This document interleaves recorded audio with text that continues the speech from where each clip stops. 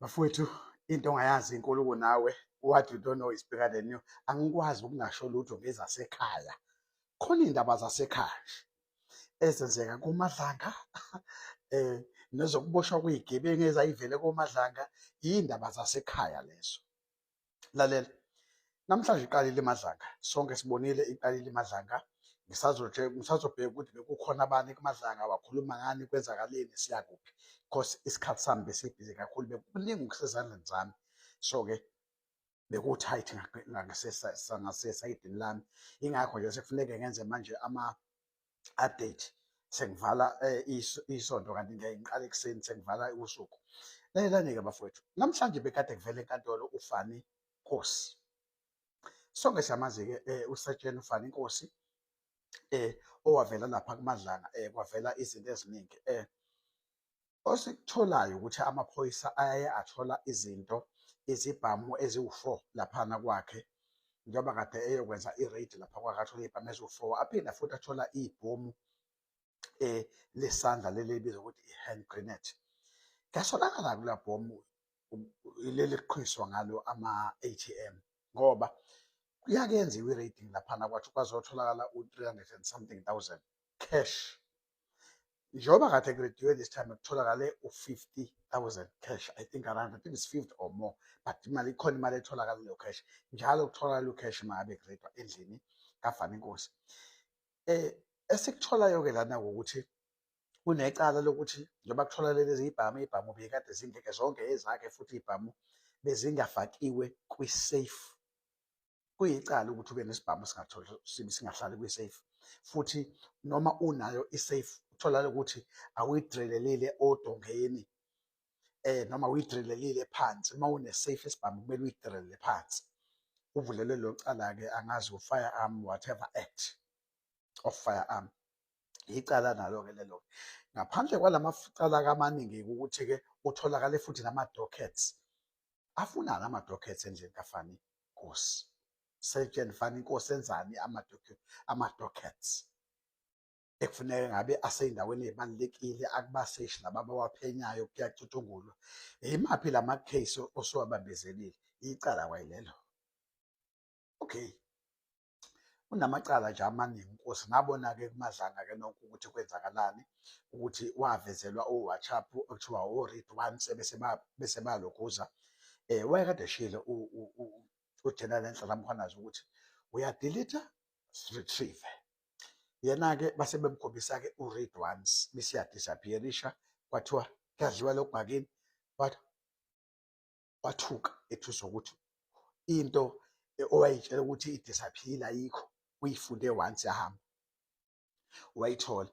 So-ke okumnandi-ke ukuthi-ke uFani Nkosi vese ubese ohlwini lwamaphoyisa okwakufuneke vese aphenywe, aboshwe ngokwe-interim report le yayikhishiwe eMadlanga, ayinikeza umnumzane uCyril Ramaphosa ukuthi nangu umsebenzi osuwenziwe. So uCyril Ramaphosa wase-appoint uKhathala kanye nokuzana noGeneral uCommissioner uMasimula ukuthi kufuneke begqoke ithimba elizophenya ukuze kuboshwe laba bantu, walisho uhle. So uNkosi bekade bekhona also, bekukhona nalona ophethe ama-Hawks la KwaZulu Natal, uSinona. So baningi abakhona, ngokusalo futhi noJulius Mkhwanazi ukhona kulowo list leyo. So-ke aqalile-ke amaphoyisa angenza kwethu, enza umsebenzi, ngoba abanye bebengibuza bazoboshwa abantu. Qalile bafowethu, abantu bayaboshwa, abantu abambandakanyeka onke lezi zinto especially la kule nto yakaMadlanga. Bonke abantu, baningi abantu esisobabona beboshwa ngalama-witness avela laphana kuMadlanga. Baningi abantu esisobabona belala bebaliwe, baningi abantu abaphenywayo njengamanje eziphe izinto ezashiwo umnumzana uGeneral, our own General Nhlanhla Mkhwanazi ngomhlaka 6 July 2025.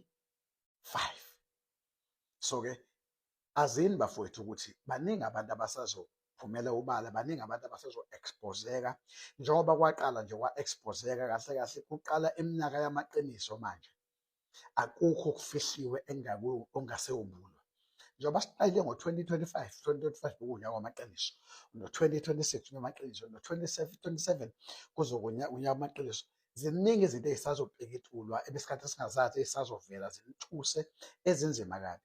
So konke nalento nawe oyenzayo manje wena oyenzayo ucabanga ukuthi asiyazi, sizoyazi manje and uzoya ejele.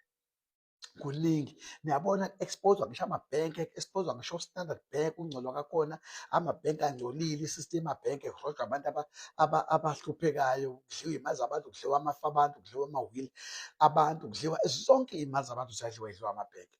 Ku-expose-wa yonke into lo mnyaka kusukela nje last year 2025 kuyoze kube u-20 mhlampe 2046 isilokhu ey'khalile nje bafowethu, ilokhu ey'khalile nje ku-expose-eka amaqiniso. So-ke lezi zinto anizenza ngicabanga ukuthi nifihlele ukukhohlakala kuningi okuzokwenzeka kuzo-expose-eka.